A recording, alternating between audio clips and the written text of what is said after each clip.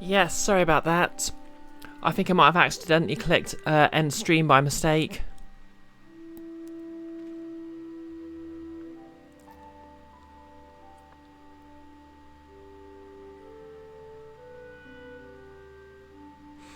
Either way, I think we're back now. In my defense, this is the first time in like 2 years I've done this. Wait, 1.5 years? I can set OBS to make a dialog box to appear to confirm that so it doesn't happen again. Yeah, I'll have to do that.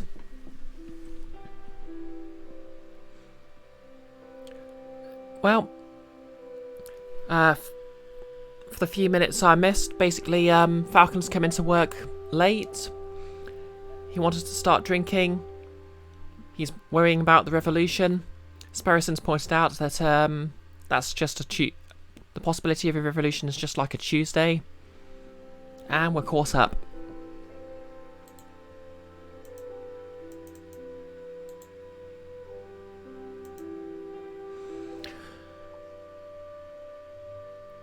I think your subconscious was saying, yeah, this is usually around where my voice gives out. Should end it here. I mean, to be fair, my voice is still holding up a bit.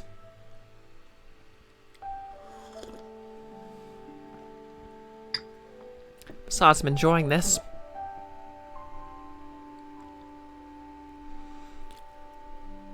Okay, so for what it's worth, because this is technically a new stream, all of the channel points, redemptions have been reset, so let's just do that on the honour system, please.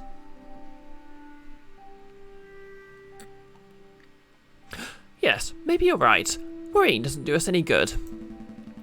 Tell me about the important business you wanted to discuss. Oh, yeah, the business. A letter. This one's from the Paris Police Department. Fancy wax seal and everything.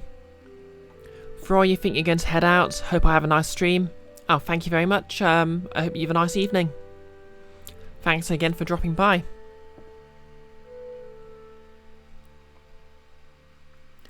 It still says max contribution to the challenge reached. Ah, maybe it's done by day. I'm not sure. This is indeed a fancy seal. Well, go ahead, Sparrison.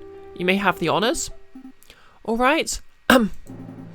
Monsieur Falcon, meet me on the rooftop cafe opposite the Place de Bastille. I have a proposal. Regards, Inspector Valoretti. That's it. How terse. Valoretti's letter has been added to your evidence folder. You think it says by stream when you click it, but maybe it just says that and means by day. Possibly. I mean, it's also possible that it's just,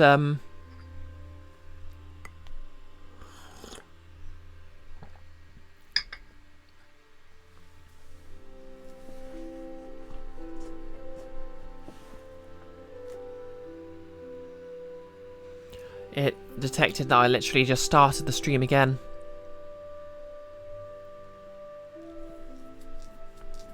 And thanks for the host, Invisible Girl. Anyways, a proposal from the inspector? Interesting. Do you have any idea what sort of proposal he has in mind? Not a clue. So, are we going to meet him and find out?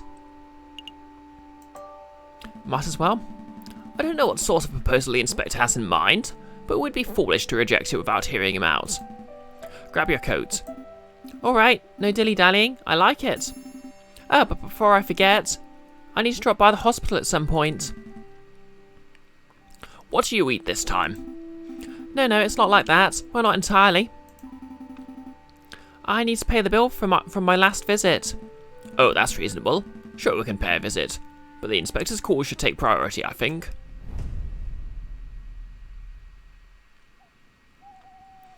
A new day. Off to the Place de Bastille. A rooftop cafe overlooking the Bastille Square is the perfect spot for a friendly rendezvous.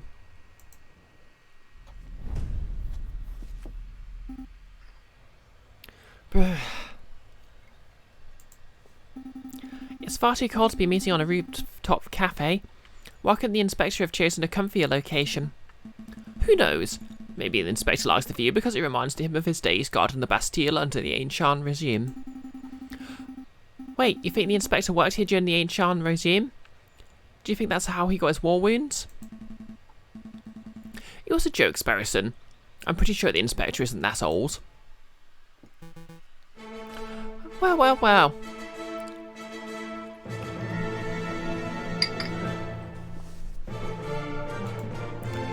Severin, what are you doing here? Settle down, JJ. Just like you, I was invited here by the inspector. What could he want with the three of us?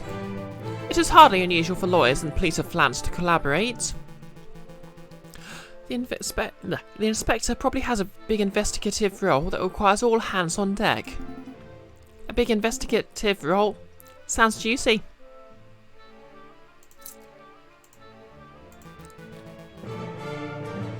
Oh, by the by, did you hear what happened to Judge Romulus? No? What? He escaped from prison before we could even try him. Rumour has it that the wolf bribed his jailkeeper and fled for the hills. So he escapes justice? For now, but don't fret. Nobody manages to escape the long arm of the law forever. Speaking of which... Ah, good. You're all here. Excuse me, Mr. von Velati, sir? Falk and I were wondering, did you get your injuries while defending the old Bastille prison? Don't drag me into this, you fool. I was joking. You impudent whelps. I'm not that old. I sustained these injuries when in the July Revolution, 18 years ago. I was a Royal Guard, just a lowly peon. The air was thick with gunpowder and blood. I guess he was the one narrating in the opening then. Oh great, now you've set him off. We were given the order to charge at a rebel barricade. My comrades and I fastened our bayonets. Suddenly, boom! Without warning, a gunpowder keg exploded. My comrades were dead. I was heavily wounded. That's when I stood up and saw a looming figure standing between the gargoyles of Notre Dame. It was the Viridian Killer himself. This is a fascinating story, Inspector, but perhaps you could tell us why we're here. Oh, right, of course. Why we're here. What I'm about to tell you is to remain strictly confidential, you understand? It's a matter of national security. As you probably heard, France is under threat from a certain heinous group.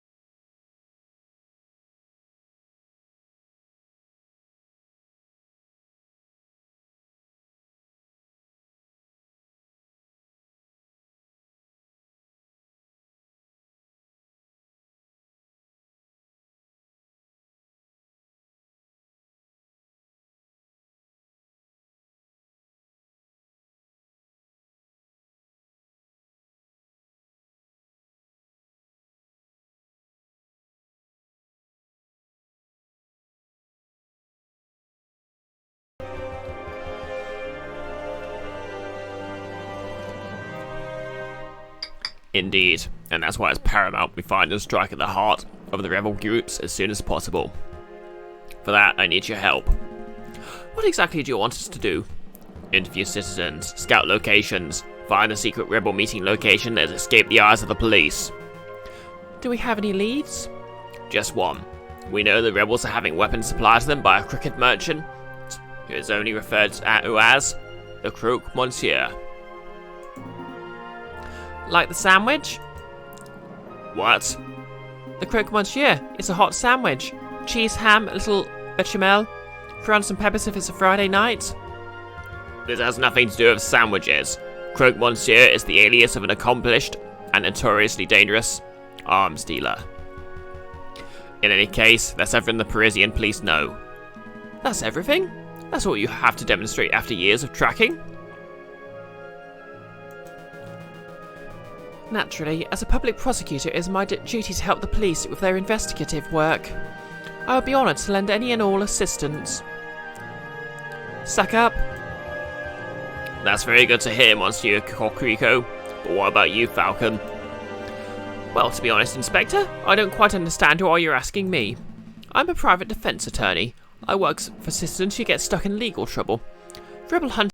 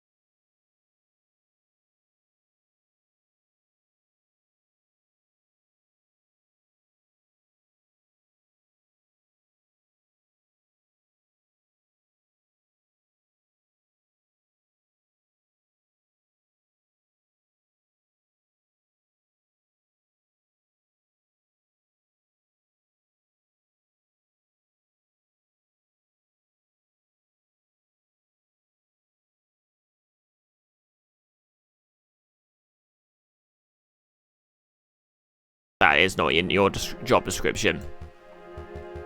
So what do you say? Do you want to sit around your office twiddling your thumbs until another pointless job offer falls into your lap? Or do you want to take this opportunity to do something great and help us track down the animals who wish to harm our glorious nation? Oh, screw you, I'm not a cop. I don't think so. Sorry, Inspector. Come now, Falcon. Let's not make hasty decisions. What would it take for me to change your mind? I wonder if there's an option to side with the revolution.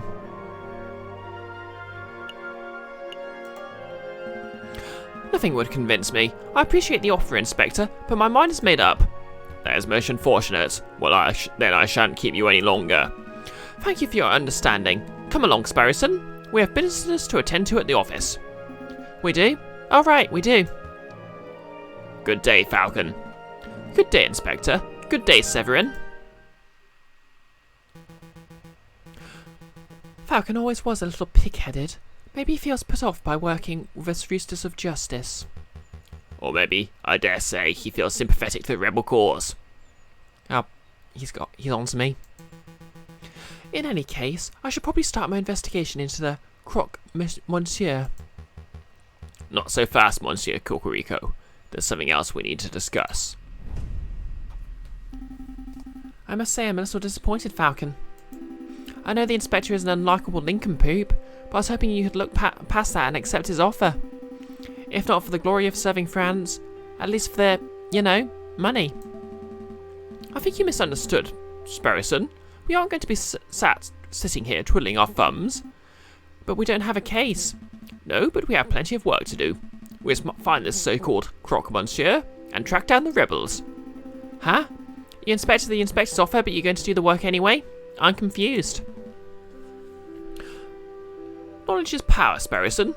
Let's say that we managed to learn exactly where the rebels are meeting. What can we do with that information? One option will be to offer our services to the rebel group. When they are inevitably arrested, we get to defend them in cause. Another option would be to blackmail the rebels directly, extort them for money in exchange for not giving out their address. I don't like this discussion. Aren't we supposed to be the good guys? Well, if we wanted to play it perfectly straight, we could just give any information we find directly to the Inspector. Yeah, wow, no less. Falcon's playing both sides to come out on top.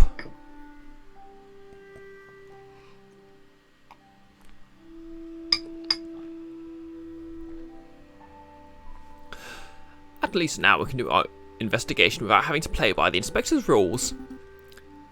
Yep. I guess, maybe that's because of the option I chose.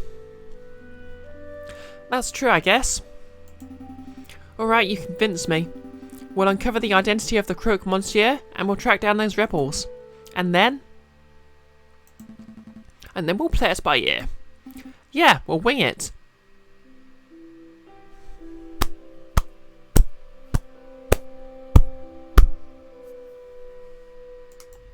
Well played, game. Well played. Okay, we have a new day, and we could be looking around anywhere. Chocolate Emporium. The perfect place to track down a rebel leader. Invisible Girl. Execute Order 66 on the Burbs. I'd guess the best place would be the Chocolate Emporium, because we know they sold chocolate to at least one conspirator. Oh, this place is here.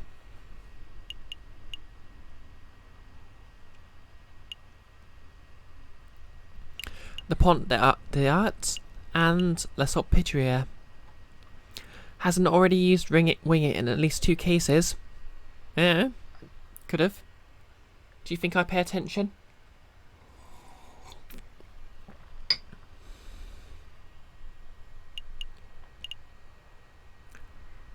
Oh yeah, we know a private investigator, don't we?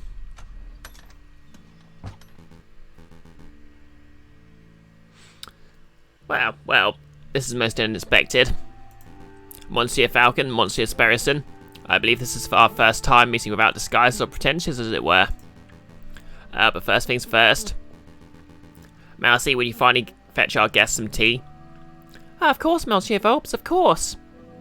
Messieurs, what sort of tea would you like? Chamomile? Darjeeling, maybe?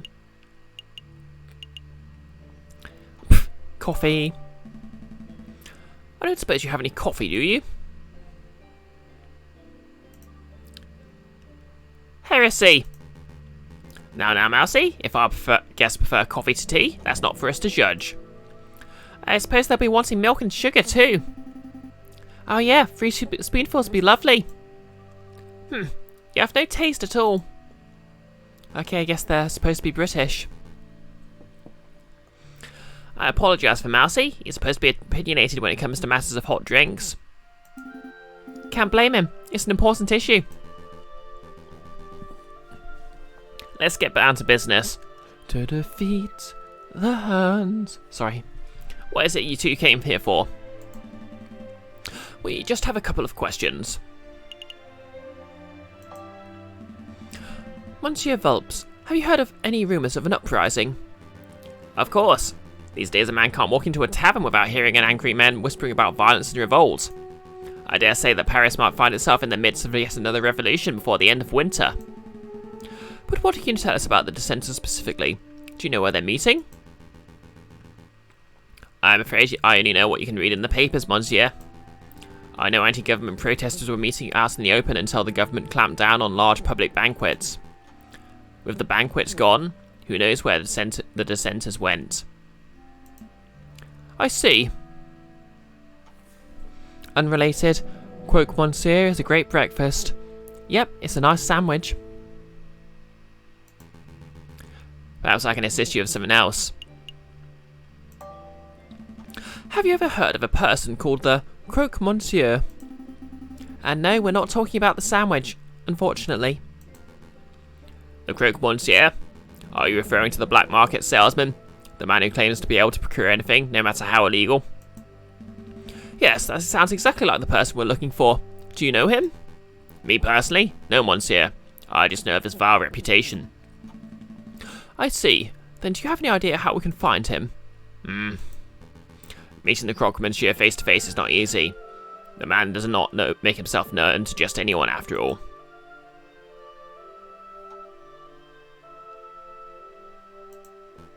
I know. I shall do a little investigative work of my own. Come back in 3 days. I'll tell you where and when you can find the Croque Monsieur. That's an enormous help. Thank you so much, Monsieur Volps. Of course, there's a price. A price? It is just a small fee. A mere 30 francs. Hey, we saved your derriere over at that Prince 1 business. Is this any way to show your gratitude? Monsieur Volps, you must understand this is no personal errand. We're investigating on behalf of king and country. I am sure your intentions are noble, Monsieur Falcon, but I'm running a business here, and Fox has to eat. 30 francs, and I guarantee you I'll find you the croque monsieur. That's my final offer. What do you say? Okay, we'll take it. Here you go, monsieur. Very good. As I promised, return in 3 days or later, and I'll tell you where the croque monsieur can be found. Rest assured that I'll undertake my end of the bargain with care and diligence. I expect nothing else. Thank you, Monsieur Vulpes. It's my pleasure. Was there anything else you wanted to ask? That's all. Have a pleasant day, Monsieur Vulpes. As to you, monsieurs.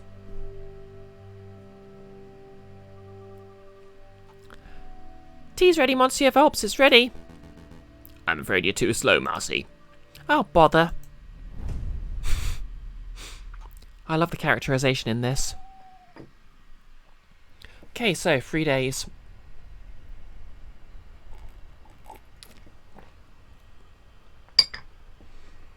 I'm just going to put this in the chat so I don't forget.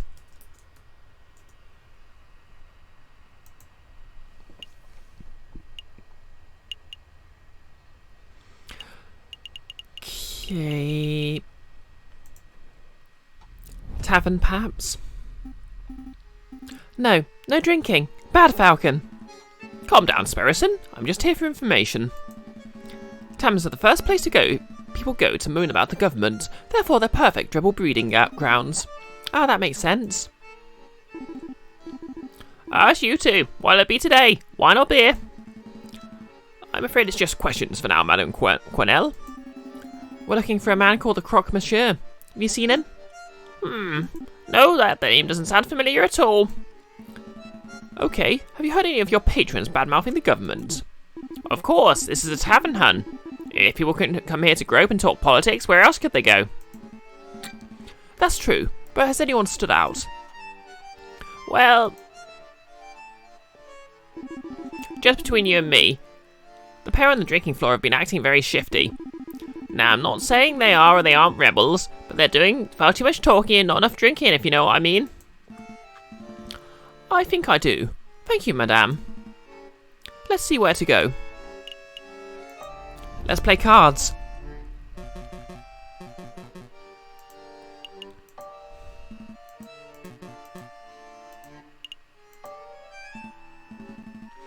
Okay, so we've got 20 francs, so let's see if we can claw some of that back.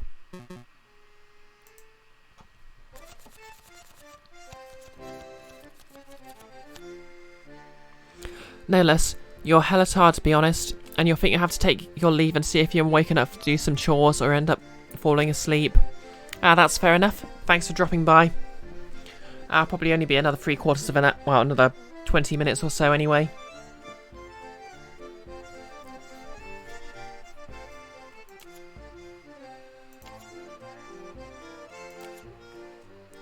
Nice.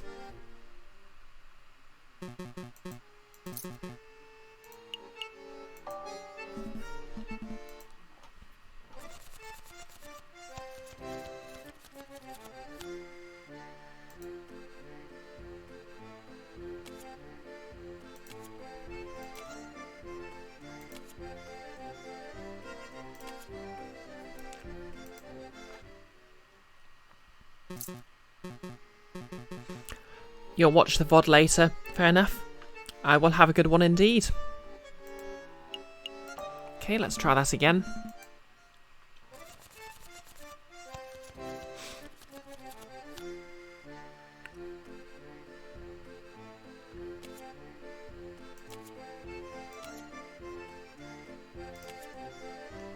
Damn it.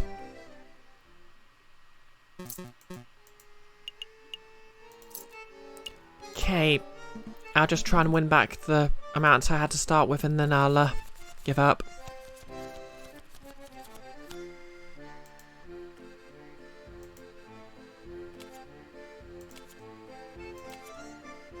Oh. Okay, I think that's the game telling me to cut my losses.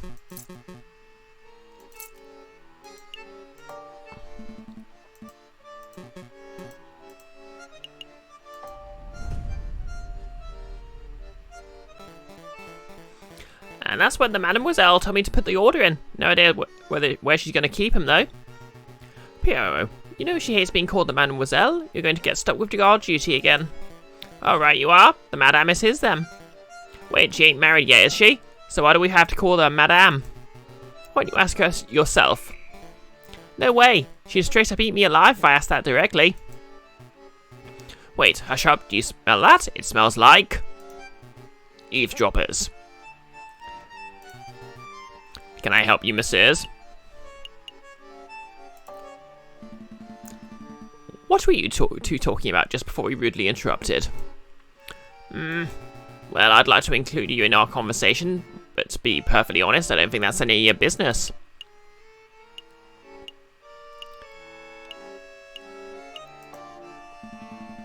As a matter of fact, it is our business. You see, we want to fight alongside the rebels. We do? Listen here, you. Hold on, Pierre. Let me handle this. Listen, messieurs, I've seen you two around a couple of times. We're acquaintances, I suppose. Now, I don't know who you are, but I do know your line of work involves a fair amount of investigation. Therefore, I must assume you're on some sort of a detective or prosecutor. You're some sort of detective or prosecutor. Am I far off the mark?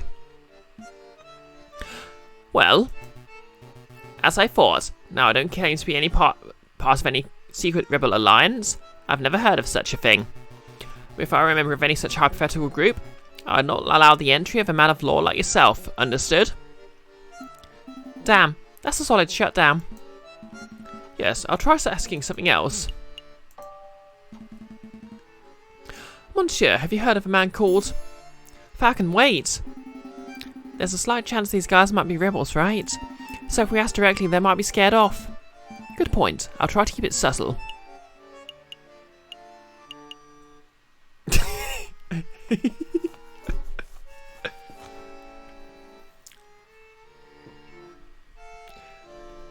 I'm actually quite tempted to just straight up ask them about the croque monsieur.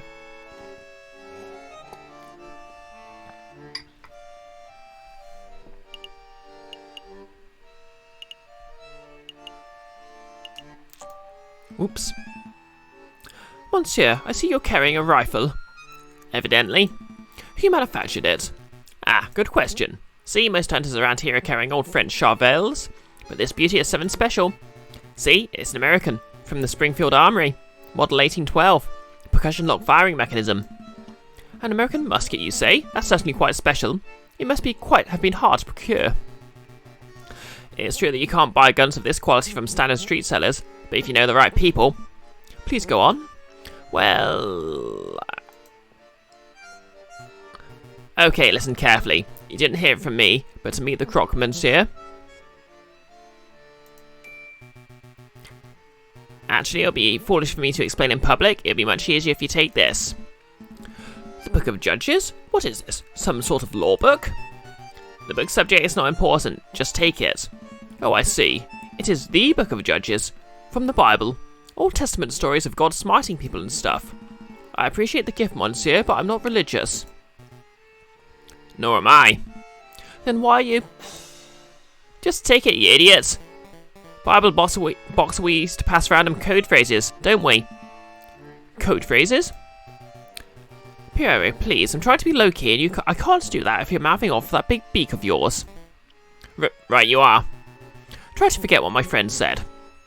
Just, with a little searching and with the contents of the good book, you should be able to get what you desire. Is that a religious metaphor? No, monsieur, I'm being very literal. The Book of Judges has been added to your evidence folder. Well, thank you very much for the gift, monsieur. But to be honest, I have no idea how this is supposed to lead me to our gun salesman. Ah, I see.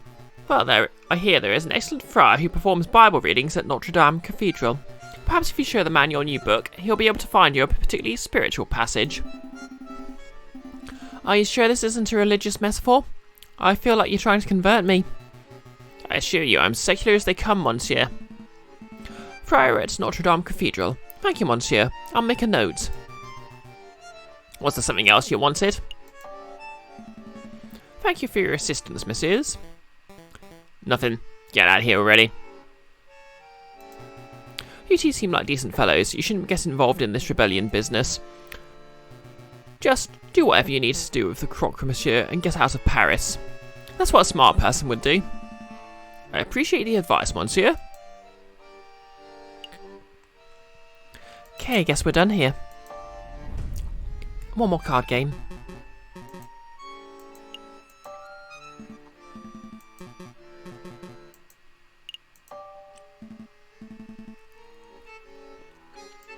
I should probably stretch.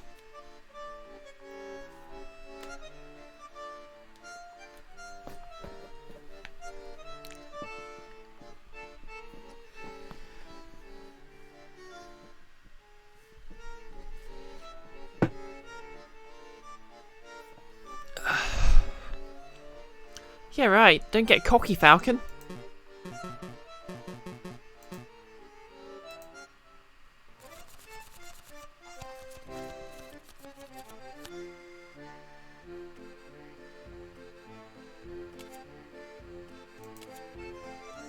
Okay. Let's see you beat that.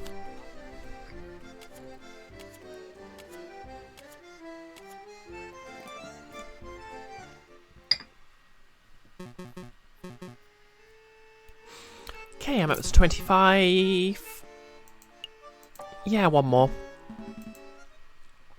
Either I leave with the same amount I had before, I leave with 30. It's all good.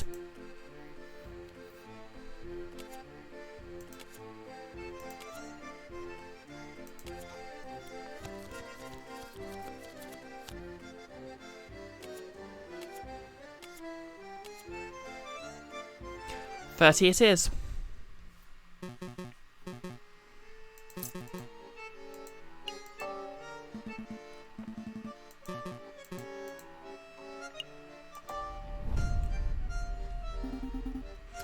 Are we ready to hit the road? Yep, let's make a move. Okay, January the 28th, Friday.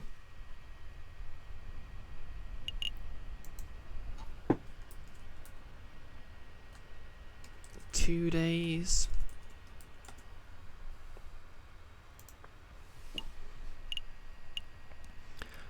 Off to Notre Dame.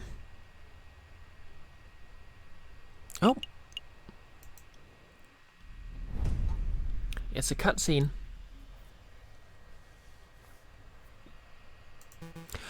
What a view.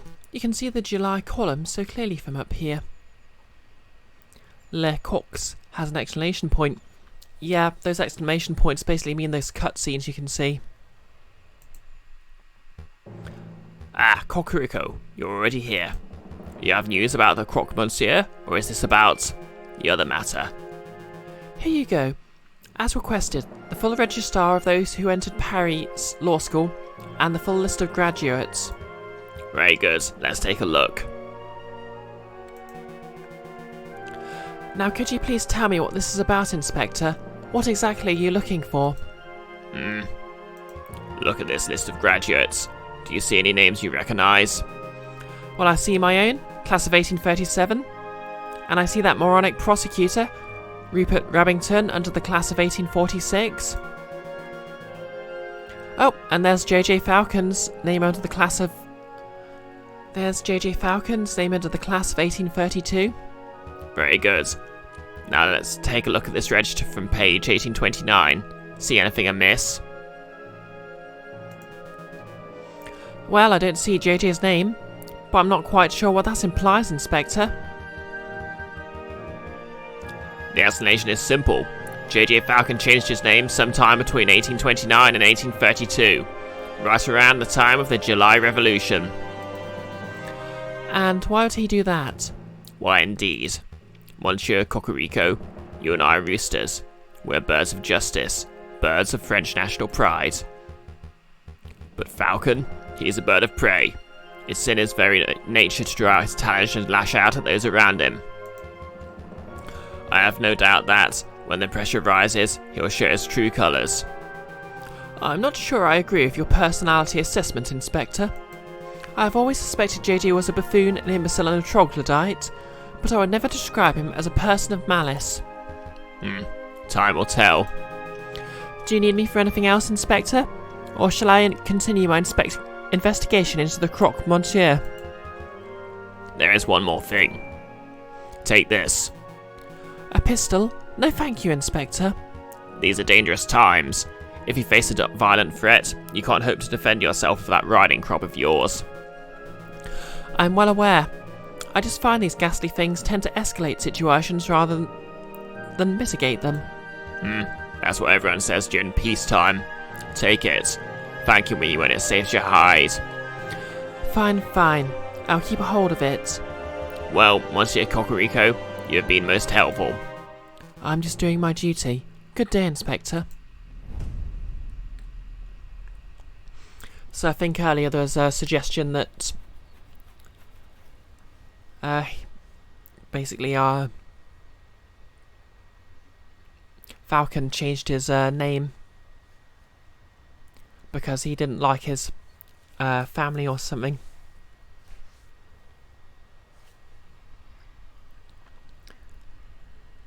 Maybe the twist is that his father was in the revolution or something, I don't know.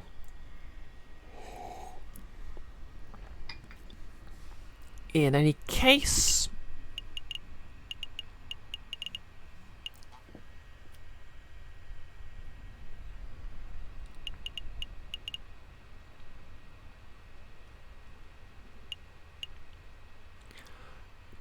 Oh yeah, we need to pay off Sparrison's medical debts. There he is, Sparrison. Go ahead and say what you need to say. Excuse me, Dr. Fowleret. I just wanted to thank you for, giving me an antidote and making me well and stuff. It's no trouble at all. Sparrison, wasn't it? Of course there is the small matter of the debt. Right. Let's see. 1 hospital bed, 1 dose of specialised antidotes, expert medical care from the attending physician. The total comes to 500 francs. Falcon? Can I get advance on this month's pay?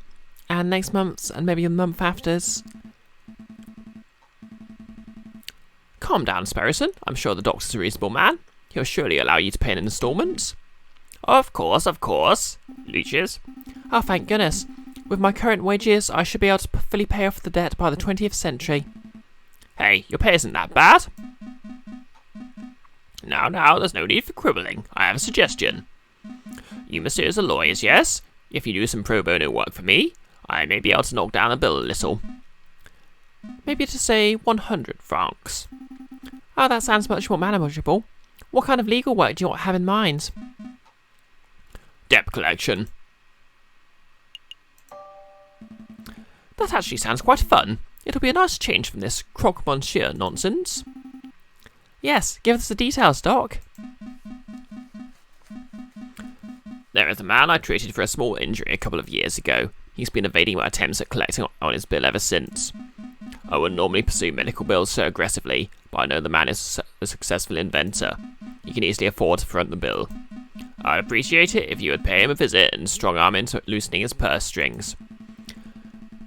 Well, I'm not making any promises, but we can swing by the inventor's house when we have a free minute. Thanks, Falcon. And thank you, Doctor. We'll dedicate every waking moment to collecting this debt. Wait, I didn't agree to that. Every waking moment. I love you, Sparrison.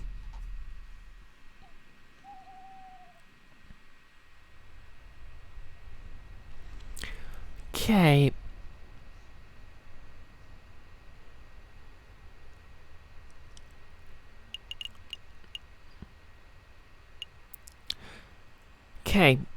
Atelier de Trouvé. Here lies the workshop of Gustave Trouvé, eccentric engineer and inventor. Let's do some debt collection. Come in. I suppose he has a bit of a deeper voice than that. Are you Monsieur Gustave Trouvé? I am, and you are?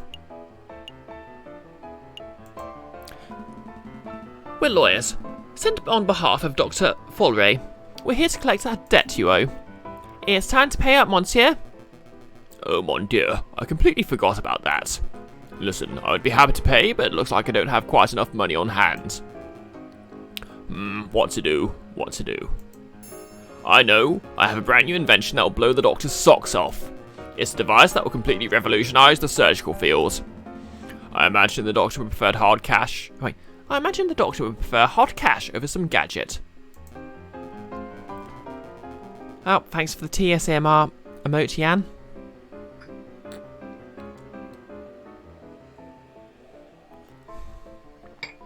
No, trust me. This baby will easily be worth 10,000, no, 100,000 francs. The doctor will love it.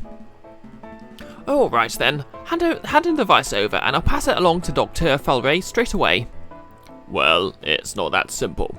The device isn't finished yet. It's not finished? I know exactly what needs to be done, but I'm missing some crucial parts. Perhaps if you have some time to spare, you could help me out. Run out and collect what I need. What? No, Monsieur, that's absurd. If you have shopping to do, then you should do it yourself. Falcon, please, help the man. I can't spend the rest of my life in debt. Alright. No need to get panicky. We'll hear the man out at least. Great, I'll take notes. What is it you need, Monsieur? Let's see, I need a copper pot. A pot? As in, like a saucepan? What on earth for? It's a necessary component of my invention. I can use it to build a portable electric battery. You see, when a zinc rod is suspended in sulfuric acid accompanied by a copper surface, a current is generated. Save me your scientific mumbo-jumbo. One metal pot should be trivial to acquire. 1 copper pot. Oh, the copper pot is important. Okay, 1 copper pot. I wonder where we could find one of those. I've seen copper kettles at the Lahore's market. Although those things aren't cheap. I can't help but feel I saw a copper pot somewhere else.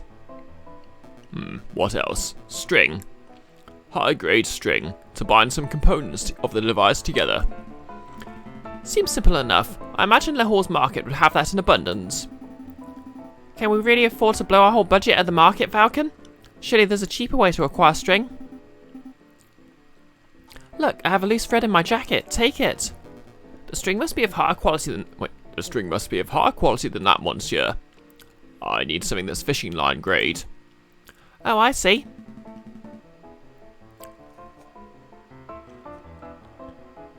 Was there anything else you wanted, Monsieur?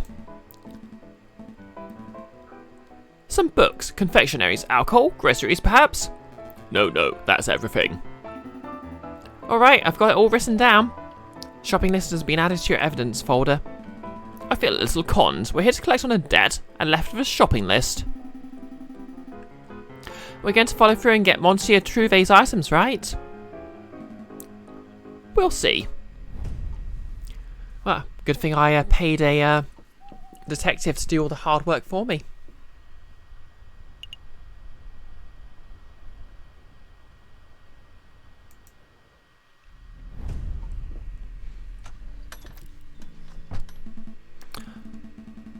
Monsieur Volps, you've managed to dig up some good information, I trust? There's good news and bad news. Okay. Let's hear the good news. I found a way you can meet the Quack Monsieur. He lurks around the Rue des Marmottes on Friday evenings. The Rue des Marmottes? Oh, the Monkey Road by Notre Dame. That seems simple enough. What's the bad news? The Croque Monsieur refuses to speak with anyone who does not know a secret password. I'm afraid I was unable to procure that particular password. I see. That is a problem. I apologise that I cannot be of more help. That's no problem at all, monsieur. You've given us a fantastic lead. Rue des Marmottes on a Friday. I'll be there. And this password shouldn't be too hard to uncover. We just have to find someone with a loose enough tongue. I shan't delay it. I won't delay you two any longer. I'm sure you have a lot of investigative work to do. That we do. Thanks for all the help, Monsieur Volps. I mean, I suppose it's probably Volpe, but, you know. Anyways. It's Monday, so...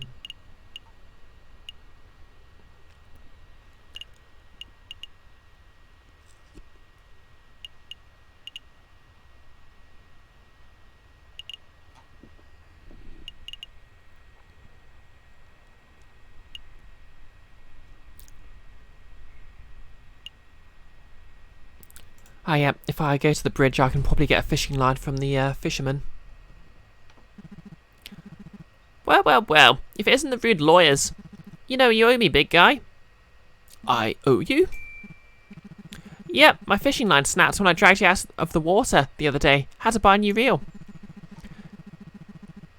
So the way I see it, you owe me 2 francs for the fishing line and 1 million francs for saving your life. I don't have 1 million and 2 francs. Really? But you look so bourgeoisie. Alright, tell you what, 2 francs for the line and we'll call it even. Fine, here's 2 francs. Consider it a gift for the gratitude of saving my life. Thanks much, monsieur. Now why are you here? Why we're here? Oh right, we have some questions. So, caught anything good? Today, not a kipper. This new fishing line's really good, but I've run out of good bait, so it's practically useless by itself. That's quite an issue. Hey Falcon, do you think that fishing line works as the high-grade string Monsieur Trouvé wanted? It's just might. Say, Monsieur Kingley, since you aren't catching anything, would it be possible for us to take the new fishing line off your hands? Sure, what's it worth? Didn't we already go over this fishing line payment business? Yeah, but that's compensation for the old fishing line. If you want to buy this new line, that's a whole separate matter. Also, I saved your life, remember? And I was polite enough to not rub your face in the fact much. Fine. So how much did the new line cost? 10 francs. There's no way that line cost 10 francs. You're right, it cost 1, but I added a little markup. That's obscene. I guess it is a bit. Tell you what, if you can provide me with some killer bait, I'll give you the line for free. Killer bait? Like worms? Sure, worms, sweets, whatever. So what'll it be? Do you have some bait, or do you just want to pay me the cash?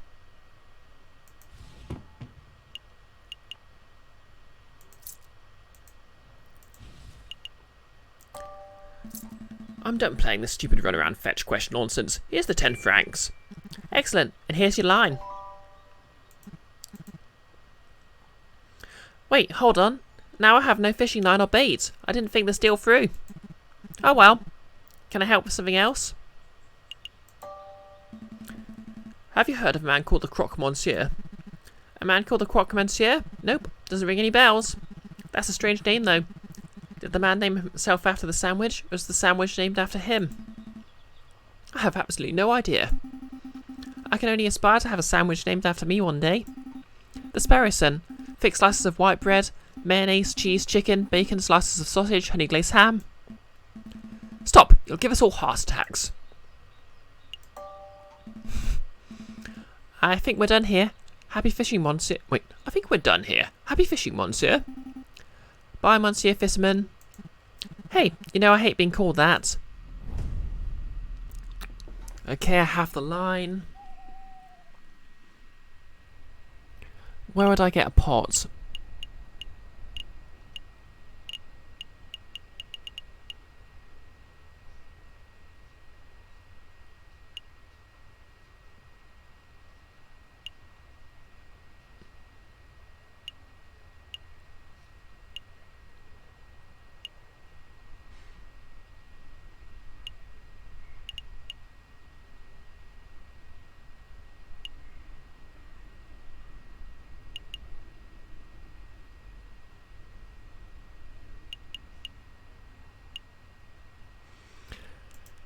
Yeah, I'll just go buy the pot.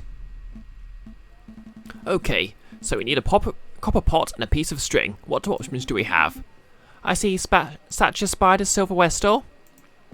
Too pricey. Let's take it down a notch. Okay, how about that place over there? Harry Hippopotamus, Pottery and Haberdashery.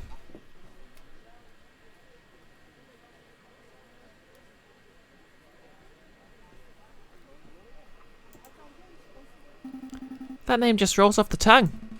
Still too pricey. We're buying from a mad scientist, not the Queen of England. What about that stand? Rears odds and ends. Looks cheap and I even see a copper kettle in the back. Now we're talking. Excuse me, madame. Wait, those two look familiar. I recognise you. Weren't you two begging outside Chateau Criniere a couple of weeks ago? Yeah, that was us. Thanks for your generosity, monsieur. We put your money to good use, see. We started a business. At Rude's odds and ends, we sell everything. I suppose congratulations are in order. It's no small feat to pull yourselves out of the streets in today's economy. So, do we get a discount? A discount? Well, we did help kickstart your little enterprise. I suppose we are investors of sorts. Sorry, messieurs. No discounts. You gave us a generation out of the generosity of your hearts. Because you're such nice people. But maybe we can help you out. What is it you wanted? Well, you see a copper kettle on your stall. How much is it? 30 francs. 30 francs for a kettle? That's far too much. This kettle is super fancy, see? Look at all them engravings. It's nice and stout. Look at the handle. Look at the spout. With something like this, you can sip your tea while pretending to be a hoity-toity bourgeoisie. Yes, it is very fancy, but that's more than we can afford. How does 20 francs sound? I'm not bartering, monsieur. It's 30 francs and nothing.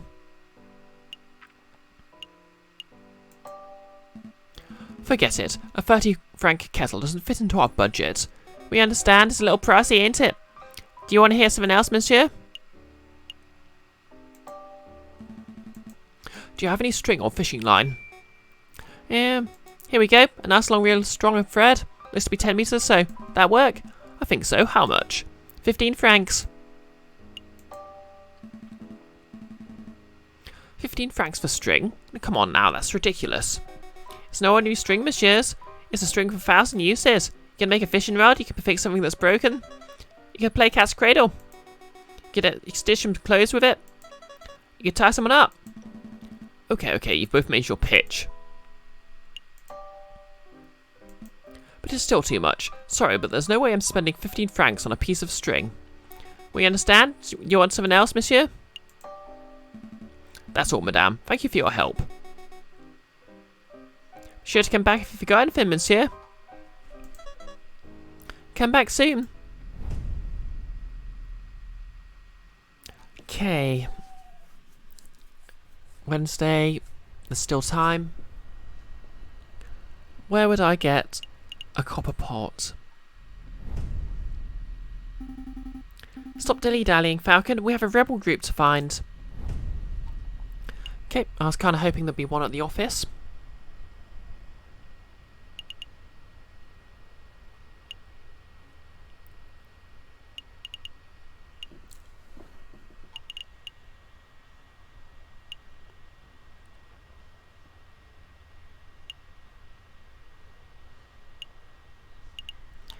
Okay, they said there might be a copper pot somewhere, but I don't know where.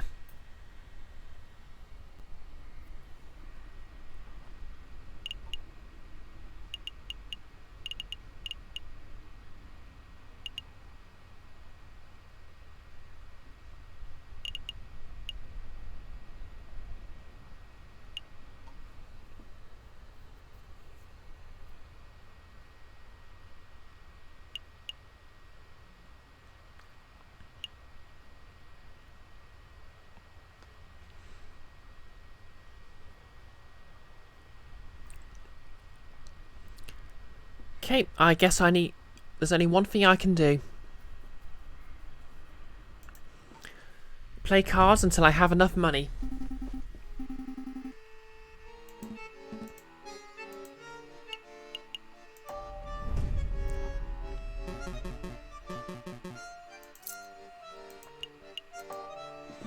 Okay, I just need to play free. Just need to win 3 games.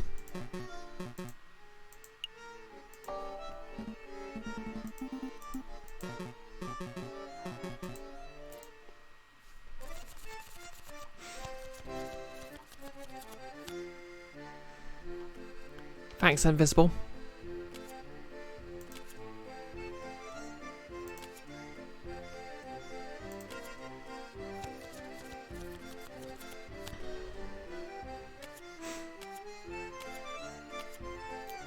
Yes, we're up to 23.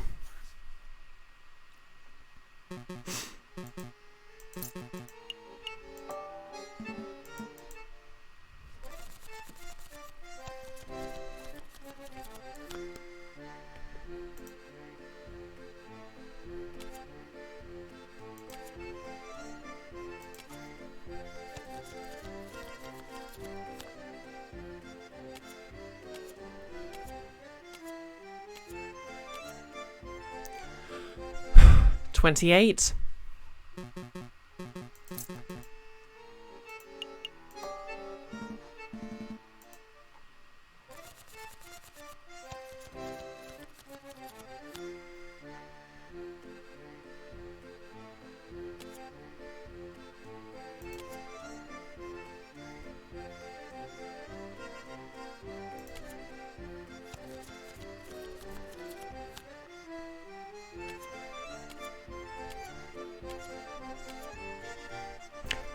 $32. Ow. Oh, I guess we're up to 28. My mistake.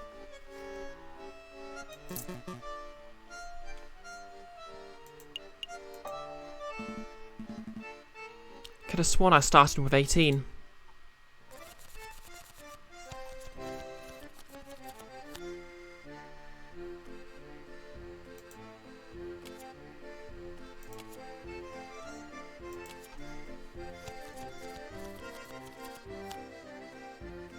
Come on. Damn it.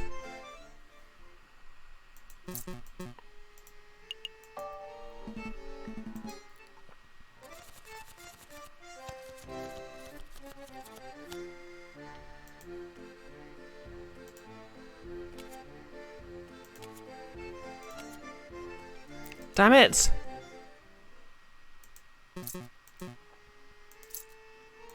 Okay, down to 23. I just need 2 wins.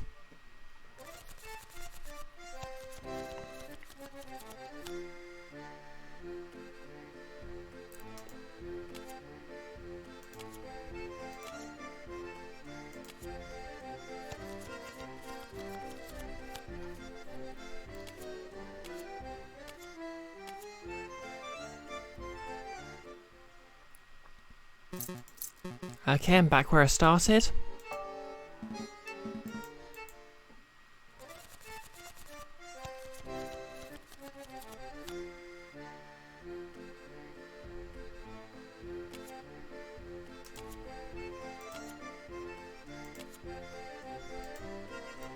I'm worse off than when I started.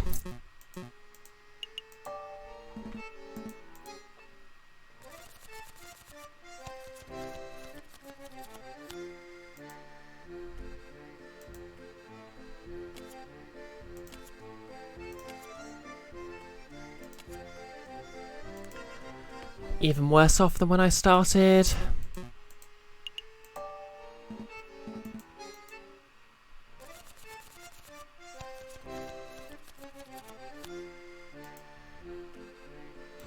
It's almost as if gambling's not actually a good way to get enough money to do stuff.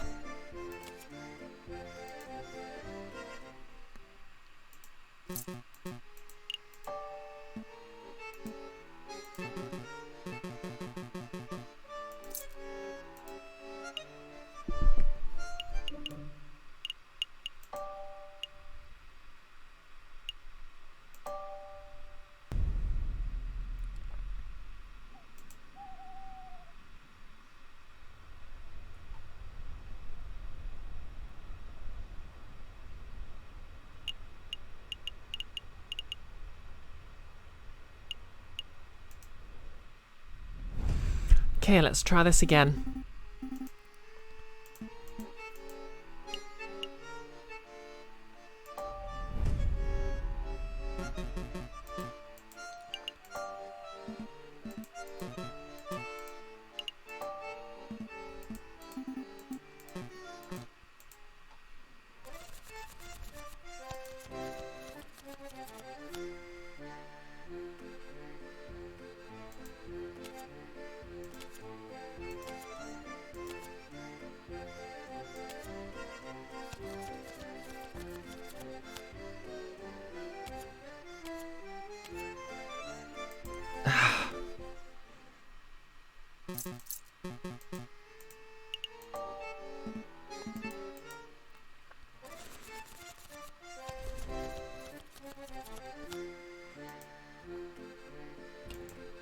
I wish I knew more about card counting, or I'd probably be quite good at this.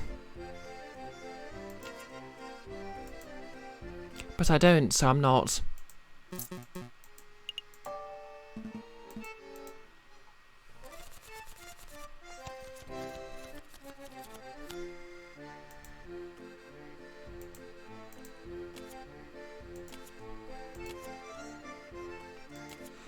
Okay, can't lose this way. Or it's statistically unlikely I will.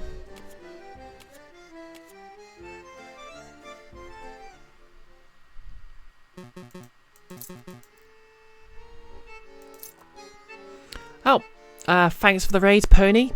With a party of 6. How's it going?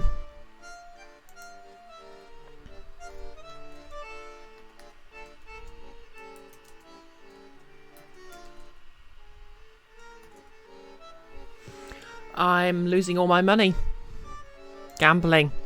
Because it's the only way I can track down a, well, it's the only way I can pay off my, assistant's medical debt.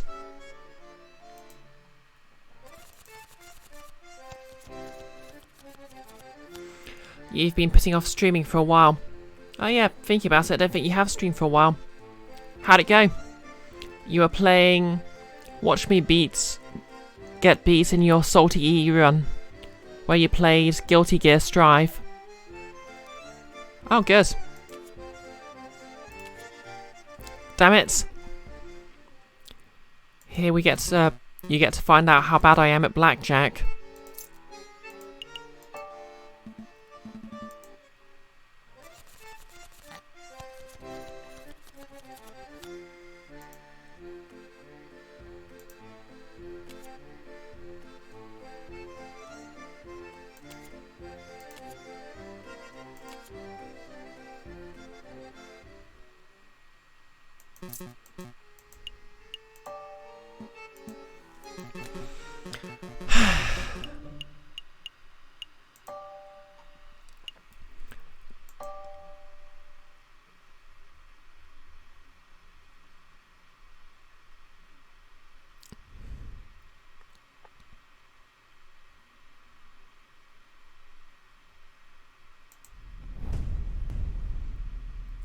So I'm back to Monday.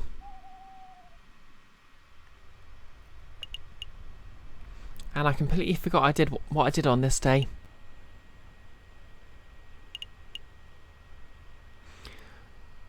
Oh wait, yes, I found out. Okay.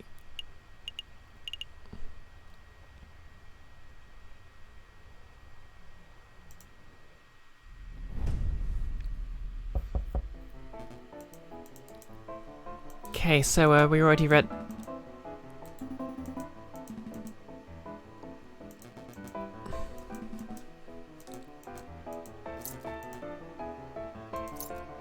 Ah.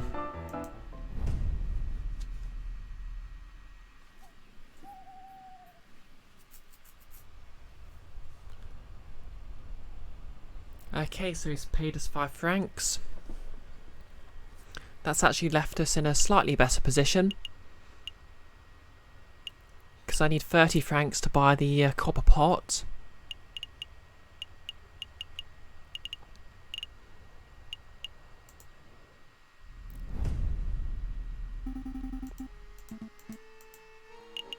That'll actually make this slightly easier.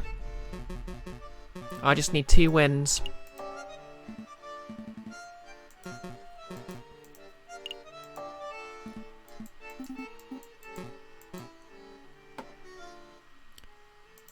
Okay, so I have 23 francs. I need to win 30.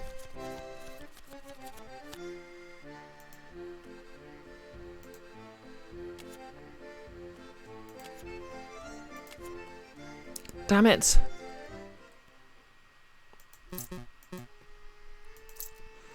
Okay, down to 18, but it doesn't matter.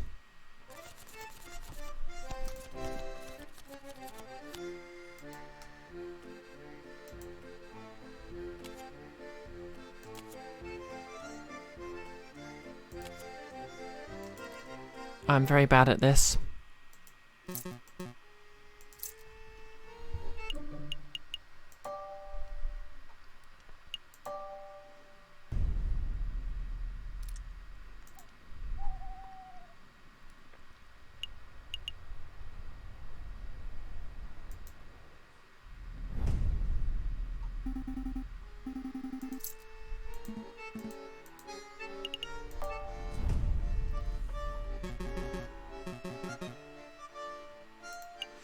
Oh right, I nearly forgot.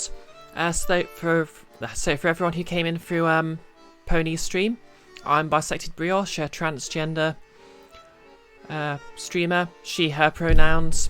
I usually stream single player games. If it applies, I do silly voices, and I occasionally cosplay.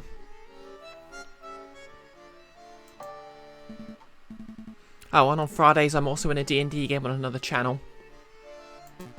There's currently a community challenge to get me to cosplay my character, Tiefling Rogue, called Grounded, so if you want to see that, feel free to throw in some points. I think you usually get some for raiding.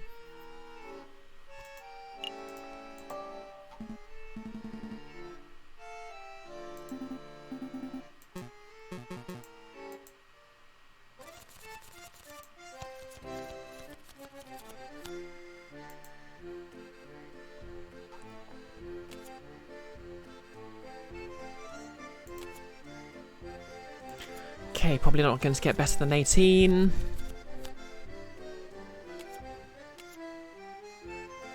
Oh. Well, probably doesn't mean certainly.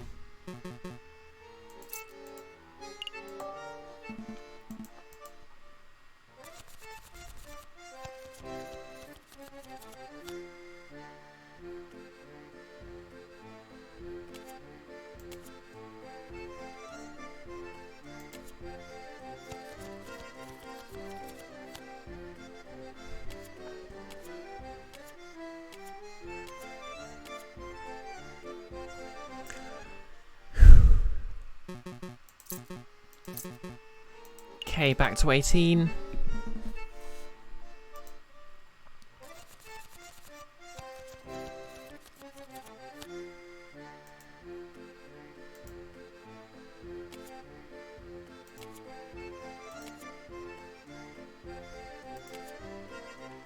Damn it.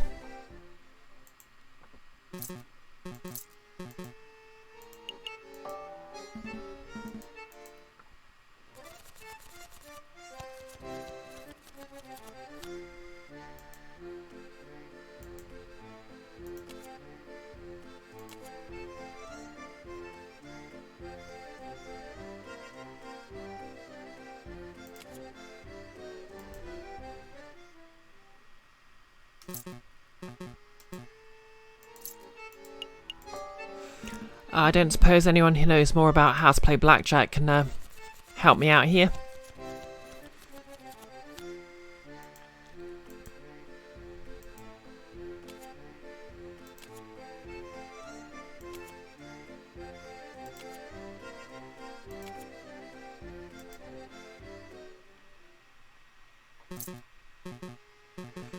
Stick at 18 and above. Fair enough.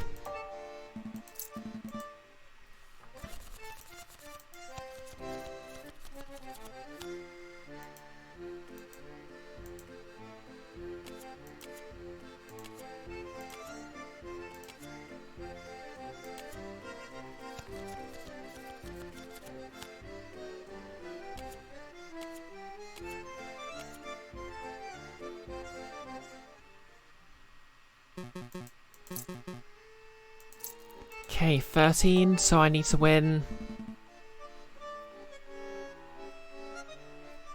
4 times in a row.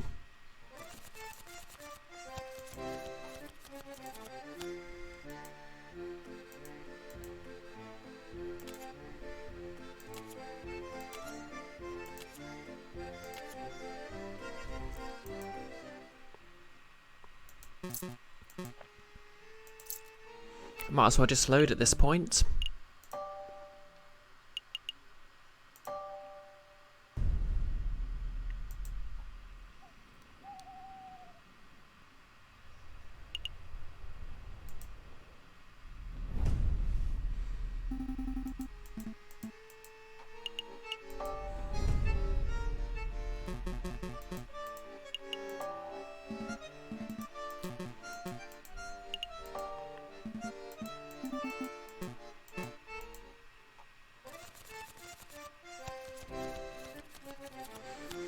Okay, I've got a good feeling about this one.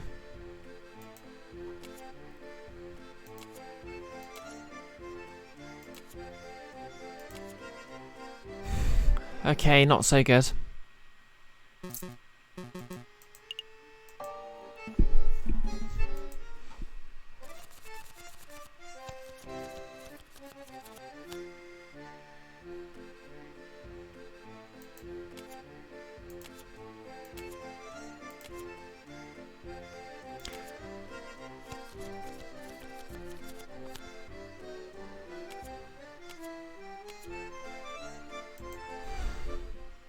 Okay, that's better.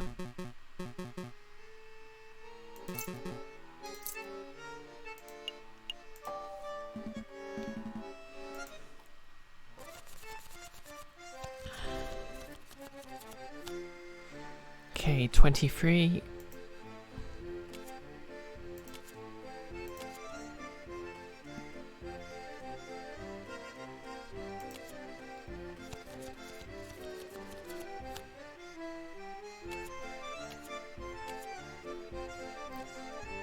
To be fair, there's no way I could have won that.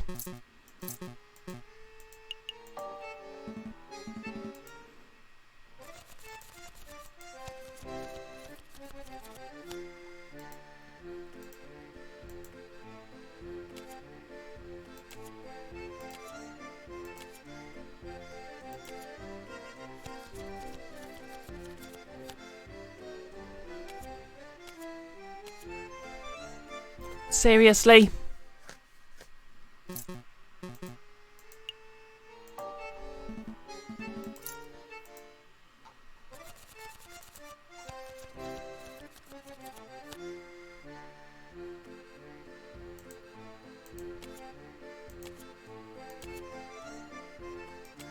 Okay, there's no way he's beating that.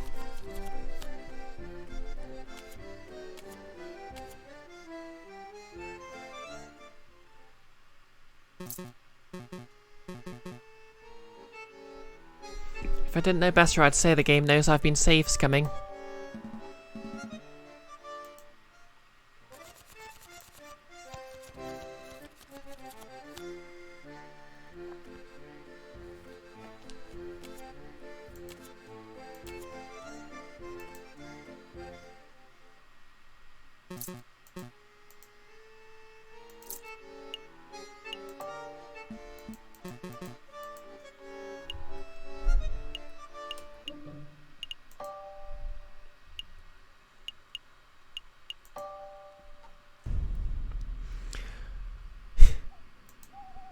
Then again, I suppose it's kind of funny if it turns out they do. It does have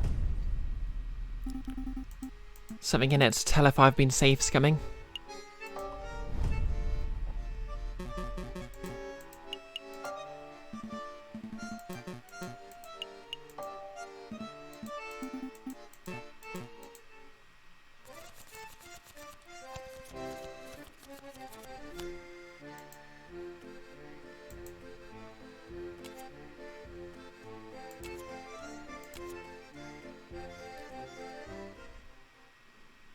Aha!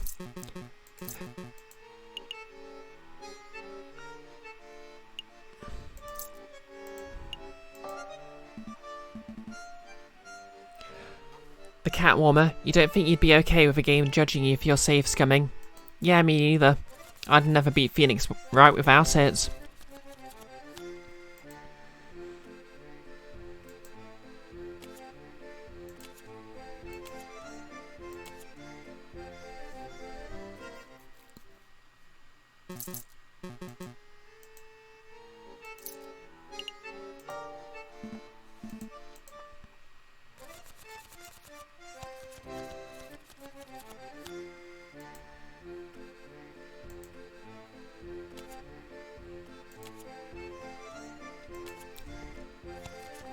Okay, if this is ends up with as a 21, I'll know for sure it's making fun of me. Okay, I guess it's not actually punishing me for save scumming. Okay, just one more win and I'm set.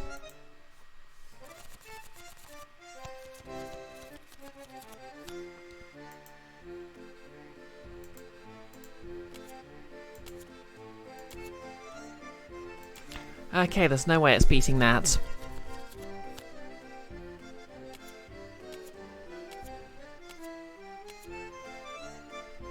Yes!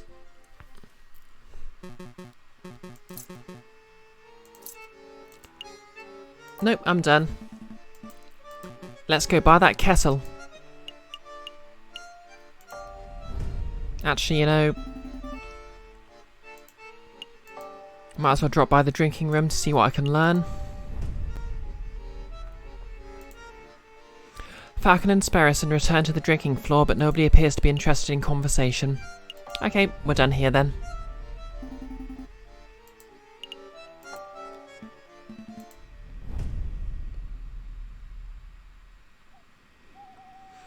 Okay, go to the market.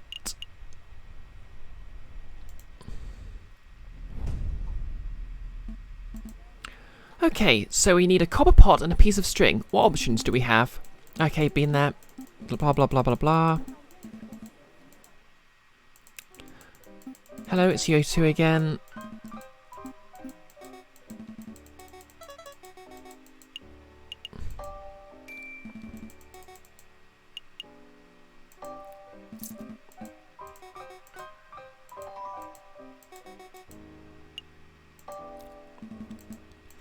Okay, that's everything.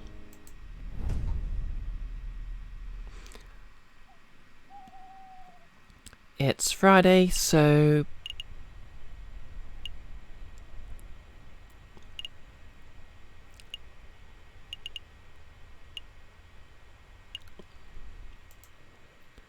need to go to the Ruse de Marmosettes and is that him? Must be. Excuse me, monsieur. I don't recognise you fellas. What's the password? The password?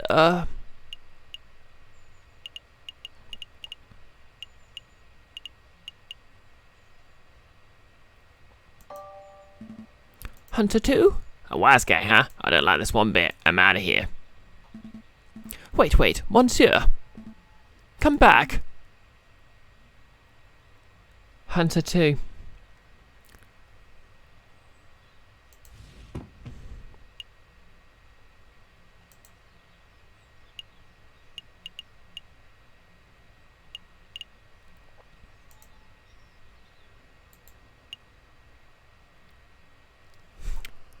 Yep, it would be.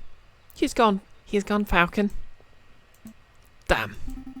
Maybe he'll be back next week. We just need to find someone who knows the password before then. Right. Some unsavory character has to know something. Okay, that was a waste of a day.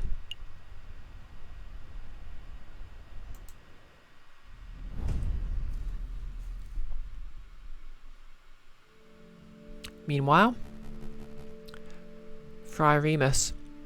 Is the room to your liking, mademoiselle? Don't call me that. Oh, my apologies, madame. What are your thoughts? Is the room suitable? It's dark, cramped, and more than a little macabre, but it will do. Excellent. I have hired private security to guard the entrance 24 hours a day. Rest assured, your weapons are safe. Tell me, Friar, are we doing the right thing? Of course we are, madame. There cannot be change without bloodshed. No revolution without revolution. Surely you aren't having second thoughts? Of course not, but I want nothing more than serve justice to the corrupt rulers of this country. When the time comes, I'll be the one to pull the trigger. I like this lady, but not in a furry way.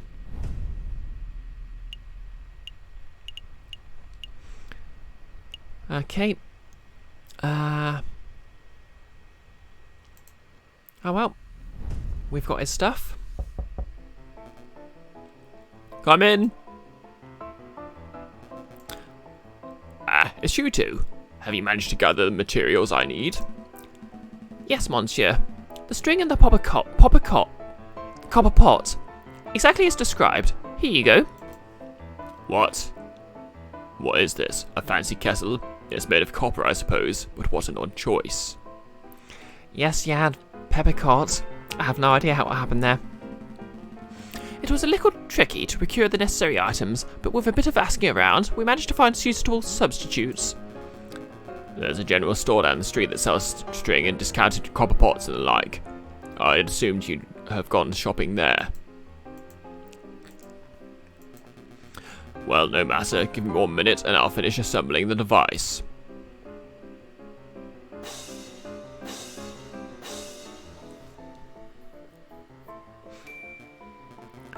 Ta-da! May I proudly present to you Gustav Trouvé's magnificent Explorer Extractor surgical device. Trademarked. Patent pending. It looks like a pair of kitchen tongs hooked up to a stewing pot. Agreed. Agreed. I wasn't expecting something low-tech and, well, bad. Perhaps a demonstration is all in order. 1 moment, if you please. Psst, Falcon. That thing looks like junk. This whole fetch quest has been a waste of our time. I suspect the man was delusional from the very start. It would explain why he was being treated by a mental health professional. There's nothing to be done, though. Let's just humour Gustav until we get an opportunity to leave. Cut our losses. What about my medical debt? Time for a medical state demonstration. Get ready to have your stockings blown off, messieurs. So here we have one regular piece of meat. Imagine, if you will, that this is a soldier. Okay. Wait, okay. That meat is a soldier. An oddly shaped and potentially tasty soldier. And here we have a small piece of iron. Imagine, if you will, that this is a musket ball. So our soldier is wandering through the battlefield, not a care in the world, when all of a sudden, BAM! The person has been shot. The musket ball has been embedded in the man's flesh. I'm scared, Falcon. He slammed that metal into the meat like a madman. Quick, messieurs. You're a battlefield medic, the soldier is wounded, and you have a precious little time. What do we do? Battlefield surgery? Well, I'm no surgeon, but I think most doctors would feel around for the musket ball fragments and then carefully use a scalpel. How archaic, how slow, how imprecise. Now I hear you wondering, Monsieur Trouvé, surely there must be a better way. I wasn't. Well, no wonder no more. Behold, the Explorer Extractor. Watch as I power up the device. And then as I move the detecting components over the meat. Is that thing humming? It is, monsieur. When the electromagnet component of the Explorer Extractor detects a piece of iron, the device vibrates and emits a soft hum.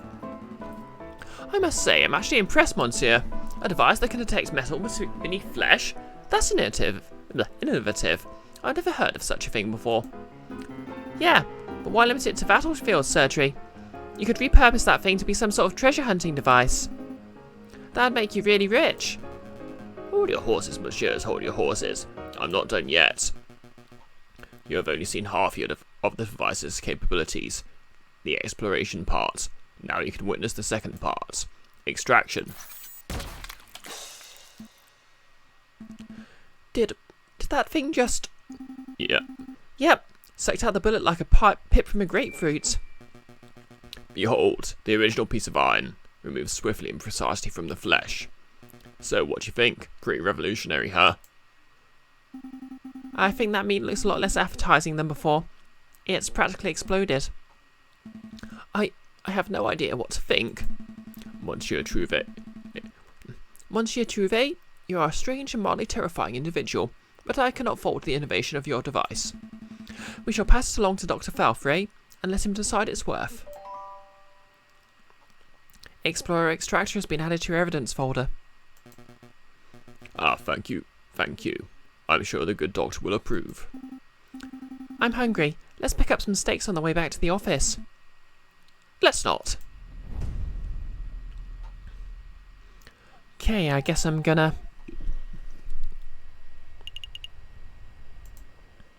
go back to the doctor's then. Ah. Oh, you've returned. Were you successful? Well...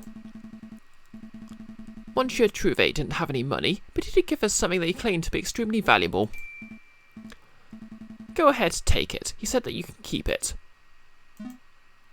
What's this? Monsieur Trouvé called it an explorer extractor. He said that it would revolutionise the medical field. I don't quite understand how it works, but maybe I could demonstrate it if you have a piece of meat and a lump of metal handy. Monsieur Falcon, I sent you to retrieve owed money. Instead, you returned several days late with this child's toy. Just forget it. Forget the whole task.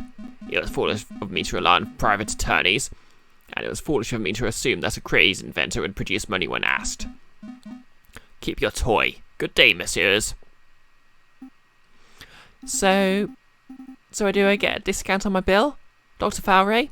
About that discount? Oh, he's gone.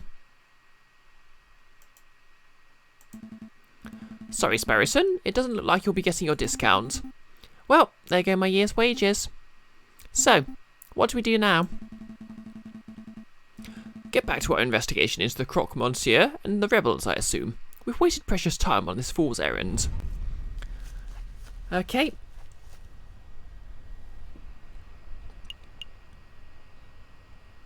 Guess we need to go to Notre Dame. I've been streaming for a further hour and 30 minutes, which is a lot longer than I was planning to.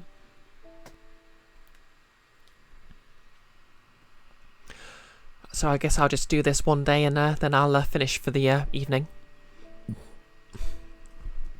Falcon and Sparrowson step onto the grand atrium of the Notre Dame Cathedral. Scaffolding lines much of the crumbling outer wall. Unperturbed, a handful of devotees are silently kneeled in thought. Here for a little prayer, are we, Falcon? I had no idea you were the religious type. Don't be silly. I'm following up on Fontaine's lead. We must find our mystery friar. Yes, Catwoman, just 5 more minutes. Do you think that hunched-over fellow over there? I bet it's him. He looks super suspicious. Who could be? Let's show some Excuse me, Monsieur Friar. Do you know what tact is, Sparrowson? I love Sparrowson so much.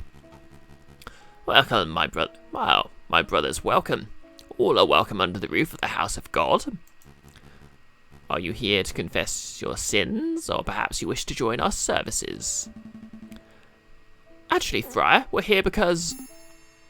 Falcon, that friar. He looks eerily familiar. Now that you mention it, he does look a little like the guy who delivers our post, doesn't he? What? No, that's not who I meant. And how does he look anything like our postman? Am I going mad? Your friend appears to be upset. Don't mind him. He's just in a huff because he thinks you look like this judge we once met. Judge Romulus? Oh, I get that all the time. I'm his trim brother, you see. Oh yeah, Friar Remus. Romulus, as I've explained, I think it was last stream, Romulus and Remus were said to be the original founders of Rome, who were raised by a wolf. Oh good, I'm not going mad. Friar, would you say that you had a good relationship with Romulus? We were close, but as you heard, he got in trouble with the law recently. I haven't seen him in weeks. I see, I didn't mean to pry.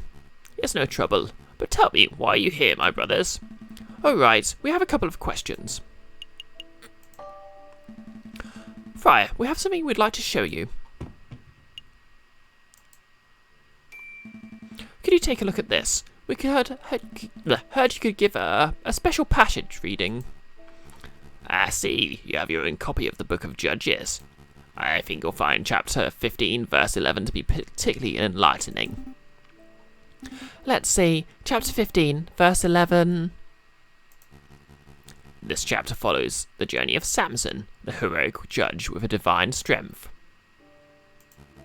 In this part of the scripture, Samson is confronted by the men who are angered by Samson's notion of justice. Please could you read the passage? Okay. 3,000 men of Judah went to the top of the rock Etam. They said to Samson, Knowest thou not that the Philistines are rulers over us? What is this that thou hast done to us? And Samson said unto them, As they did unto me, so I have done unto them. As they did unto me, so have I done unto them. A beautiful sentence, wouldn't you agree?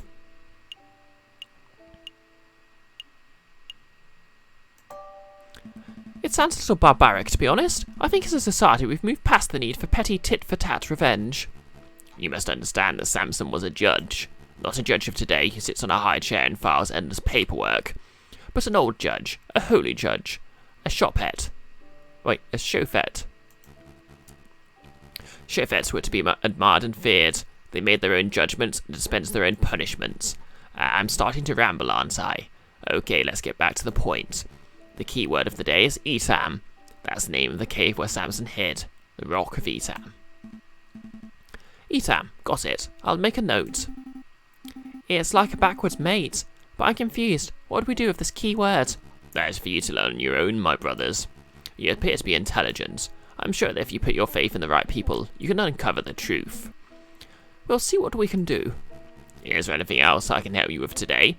Perhaps you wish to make a confession. What's with the scaffolding? Is some sort of construction work going on? That's right. A little repair, a little renovation. It's no secret that the cathedral has seen better days. The cult of reason did a lot of damage back in the days of the revolution. But now we're well on our way to restoring this holy place to its former glory. The cult of reason, the religion of Christianity. Hey Falcon, what's the difference between a religion and a cult?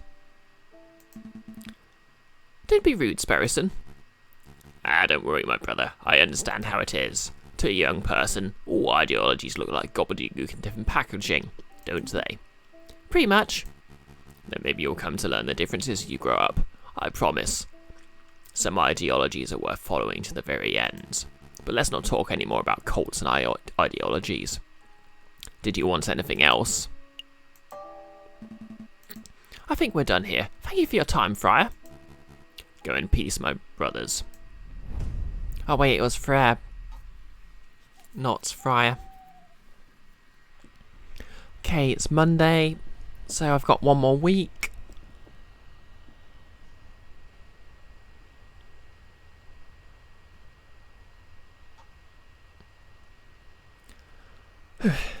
Well, in any case, I'll call it here.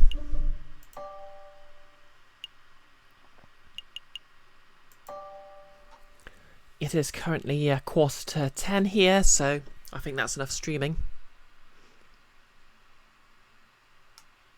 Oh, you're quite welcome, Jan Latan. Thanks for dropping by. Right, we'll just find someone to raid.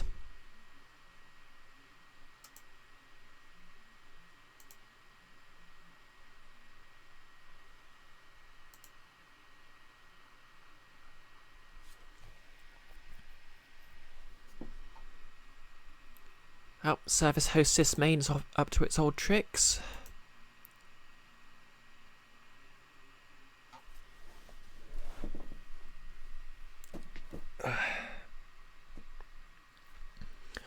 So, yep, obviously, I'll be raiding someone in a bit. Wednesday I'll be back with more Aviary Attorney. Friday it's the usual Phoenix Wright and streaming before I have D&D.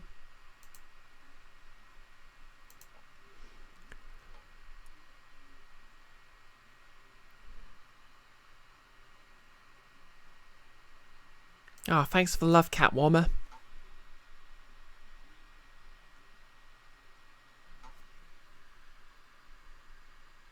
Oh, didn't realise those were bits. Thank you.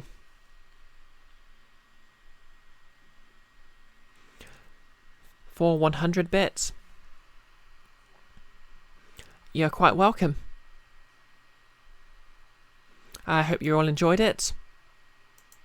I'm not sure how my voice held up better than usual today. Maybe I'm just getting a bit more used to doing voices a lot. Dunno. Let's see who's streaming. I know Nick's streaming Gartic Phone.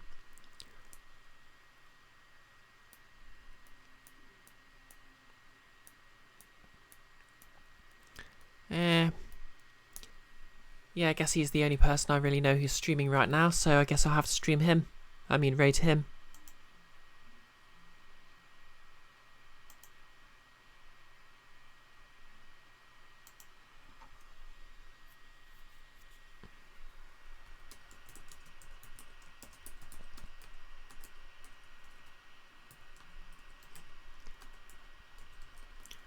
Yep, for those who don't know, Nick's the DM in the D&D game I'm involved in. So, yep, give him a follow if you want to see those games on Fridays. He also does world-building streams and other various games. And I believe he's started a channel specifically for uploading the D&D streams if you want to catch up on those at all. And since we're raiding him, I'm sure he's going to mention it. And speaking of which, my Grounded cosplay challenge is at 34%, with 23 days left.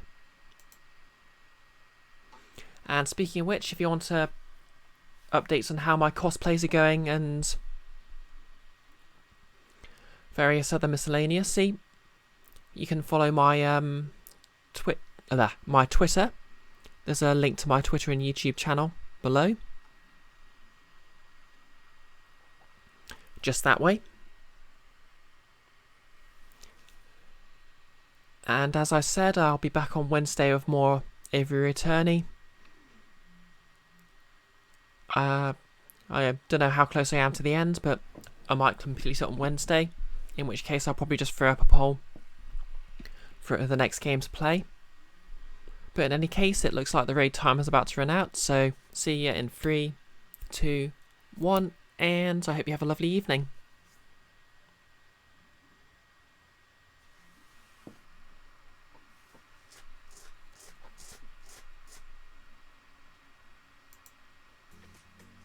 Tom Kenny of SpongeBob fame played him in 2004 animated series.